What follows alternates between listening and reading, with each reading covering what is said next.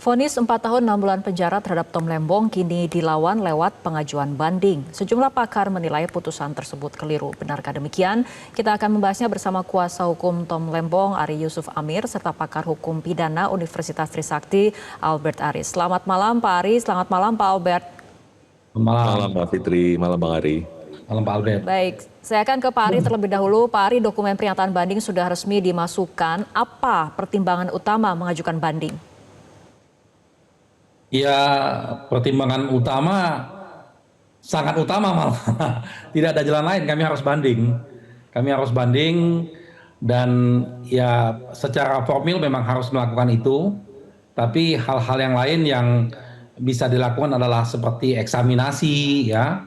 Ini juga sudah banyak sekali nih pihak-pihak yang meminta dokumen-dokumen ke kami untuk mereka melakukan eksaminasi. Jadi eksaminasi itu bisa dilakukan oleh dari universitas, dari NGO, dari lembaga-lembaga untuk menilai putusan hakim ini tepat atau tidak tepatnya. Seperti itu, Fitri. Baik, Pak Ari, apa argumentasi hukum yang akan diusung? Ya, memang di banding masih yudek fakti ya, masih membahas tentang fakta ya di banding itu. Pertama bahwa yang akan kami sampaikan adalah kaitan dengan fakta-fakta yang terungkap di dalam persidangan. Makanya kami sangat mengharapkan sekali nanti hakim pada majelis banding tidak hanya membaca resume persidangan. Kalau resume persidangan mohon maaf, itu kadang-kadang suka ada penyelundupan juga kadang-kadangnya. Jadi sebaiknya kami mengharapkan hakim banding membuka selalu proses semuanya, membuka semua proses persidangan itu, ada rekamannya, ada baik itu audio maupun videonya bisa dilihat langsung oleh hakim di tingkat banding supaya betul-betul hakim tingkat banding menilai secara objektif apa yang terjadi di proses persidangan tersebut. Karena kami mendalilkan bahwa hakim di tingkat pertama ini tidak betul-betul mengabaikan fakta-fakta yang muncul di persidangan. Bahkan ada yang tidak ada di persidangan muncul tiba-tiba, seperti misalnya dia mengatakan tentang ekonomi kapitalis, itu juga nggak muncul di persidangan. Nggak tahu dapat wangsit dari mana, tiba-tiba muncul itu ekonomi kapitalis. Hal-hal itulah yang kami harapkan nanti hakim banding secara objektif betul-betul membuka semua fakta-fakta persidangan itu secara terang benderang. Seperti itu, Fitri. Baik, Pak Albert, Anda sendiri selama proses persidangan ini bagaimana Anda menilai putusan majelis hakim dan kaitannya dengan fakta persidangan yang dihadirkan? Ya, Mbak Fitri dan seluruh pemirsa Metro TV, pertama-tama dalam konteks yuridis kita perlu dengan rendah hati mengakui nih, rumusan pasal 2 Undang-Undang Tindak Pidana Korupsi yang sudah umurnya 25 tahun itu belum memenuhi prinsip lex serta dan lex stricta. Lex serta ini adalah suatu ketentuan hukum pidana itu harus jelas dan pasti, sedangkan lex stricta ini harus ketat rumusannya. Nah, rumusan dalam pasal 2 itu setiap orang yang secara melawan hukum memperkaya diri sendiri atau orang lain suatu korporasi yang dapat merugikan keuangan negara atau perekonomian negara. Bagi saya pribadi sebagai akademisi, rumusan ini begitu elastis, karet. Apalagi selama ini pemaknaannya seolah tanpa keharusan membuktikan adanya niat jahat atau mens rea dalam bentuk unsur kesengajaan melakukan kejahatan korupsi. Sekali lagi saya ulang, unsur kejahatan dan bukan kelalaian seperti yang disampaikan oleh Prof. Mahfud, itu menurut hemat saya keliru dalam konteks hukum pidana. Saya ambil contoh saja dalam halaman 1421 ya. Dalam pertimbangan hukum. Dikatakan seperti ini, saya kutip aja ya, fakta hukum menunjukkan bahwa mekanisme ditetapkan dalam rapat koordinasi adalah melalui BUMN dan Bulog, bukan melalui 9 pabrik gula swasta. Ini menurut hakim ya. Sehingga meskipun tujuan impor dapat dibenarkan, namun cara pelaksanaannya melanggar arahan rapat koordinasi dan mengakibatkan keuntungan dan seterusnya. Artinya Mbak Fitri, setiap kebijakan yang dibuat oleh pejabat publik di Republik ini sangat rawan untuk dipidana atau dikriminalkan. Nah ini yang kita nggak mau Mbak Fitri. Nah kalau kita melihat serangkaian pertimbangan hukum yang tadi disampaikan, misalnya ada tentang kebijakan kapitalis, mengabaikan kepentingan masyarakat. Bagi saya pribadi itu seolah menyiratkan adanya unsur kelalaian.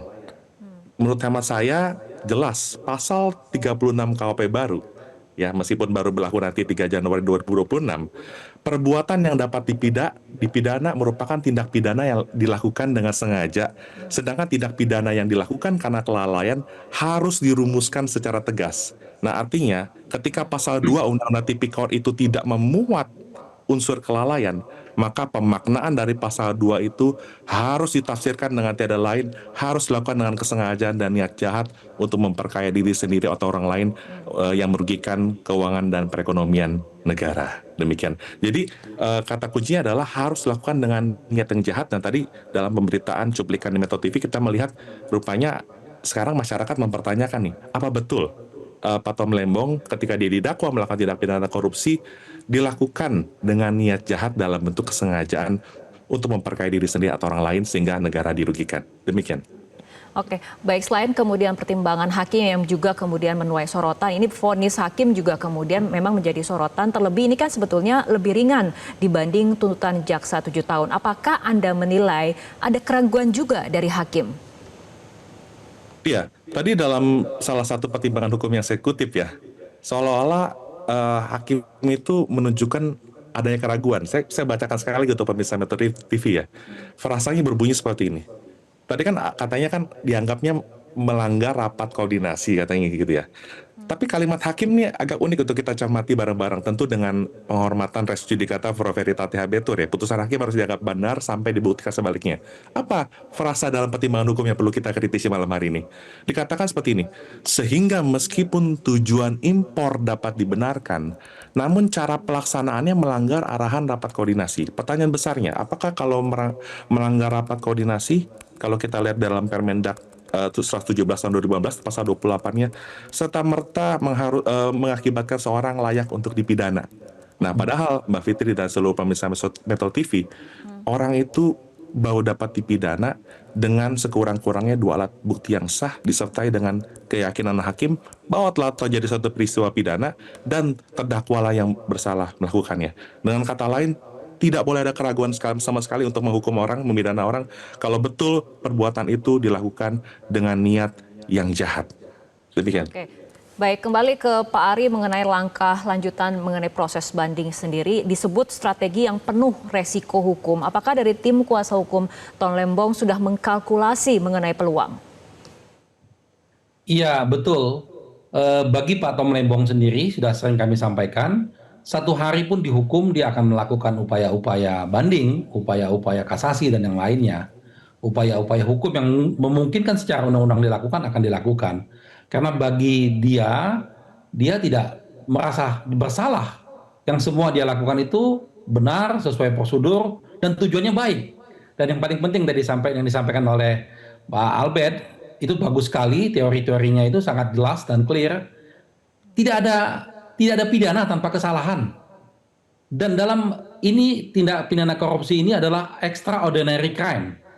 Ya, jadi kejahatan yang luar biasa. Jadi betul-betul ada unsur kesengajaan harus di sana. Yang selalu kita sampaikan berkali-kali itu tentang mens rea. Itu penting sekali dalam tindak pidana korupsi. Nggak bisa kalau nggak ada niat jahatnya, kesengajaannya untuk melakukan sesuatu demi kepentingan buat dirinya atau kelompoknya. Tidak bisa itu bisa dipidana. Makanya itu pemahamannya majelis hakim itu di banyak ahli mengatakan menjadi keliru. Karena sebetulnya pemahaman kalau dikatakan perbuatan melawan hukum itu salah yang dilakukan tadi, yang dijelaskan tadi ya, seandainya benar, kuat non, betul Pak Tom melakukan kesalahan dalam prosesnya tadi, itu pun bukan ranahnya pidana, ada ranahnya administrasi. Jadi tidak semua kesalahan dalam perbuatan melawan hukum itu adalah pidana. Dia bisa masuk ke perdata, bisa masuk administrasi. Nah, kalau ada niat jahatnya, barulah masuk ke pidana.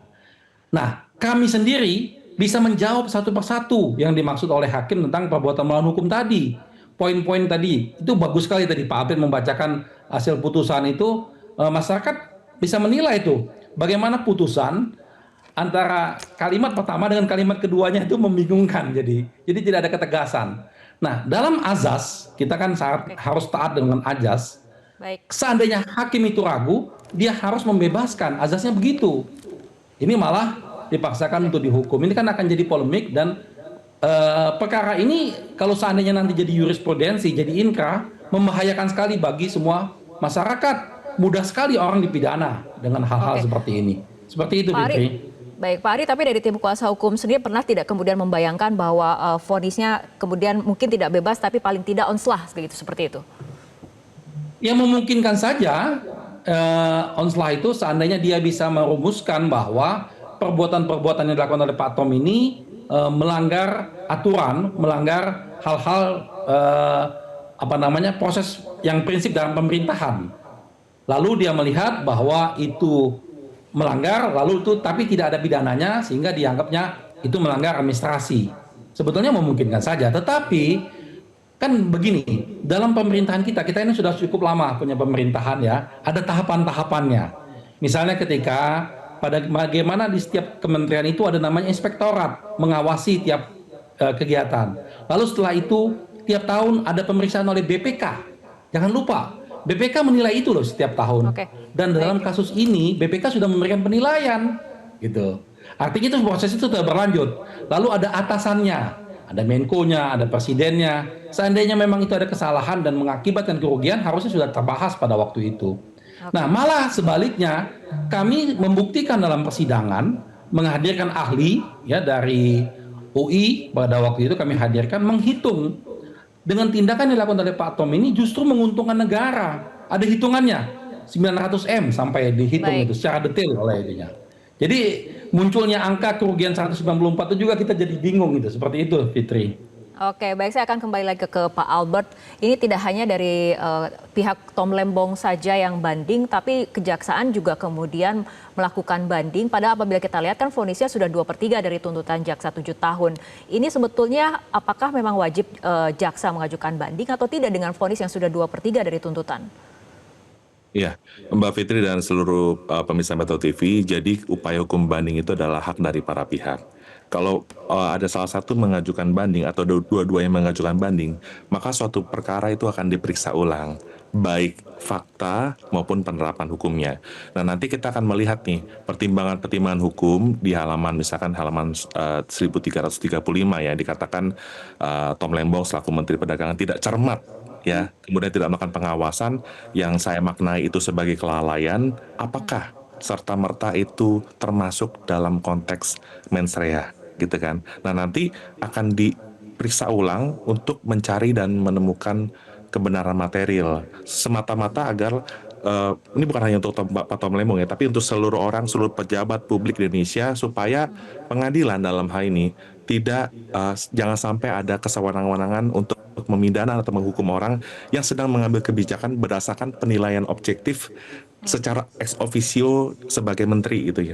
Karena memang dalam sebuah sistem yang terbentuk ya, koordinasi antar kementerian dan lembaga, hal-hal seperti ini sangat lumrah. Dan maka saya perlu mengingatkan juga kepada penegak hukum, ketentuan pasal 32 Undang-Undang Tipikor itu mengatakan seperti ini.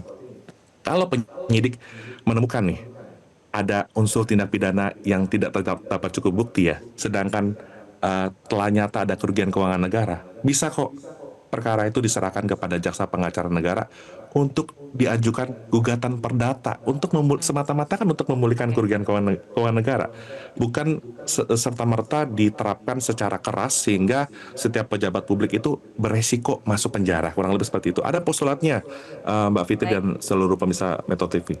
Sumum ius summa iniuria. Jadi dalam penerapan hukum yang keras, yang mungkin cenderung berlebihan, disitulah ketidakadilan terjadi. Demikian. Baik, kita tunggu bersama bagaimana babak baru kelanjutan dari kasus Tom Lembong ini. Terima kasih Pak Albert dan juga Pak Ari telah berbincang bersama kami malam hari ini dalam Prime Time News.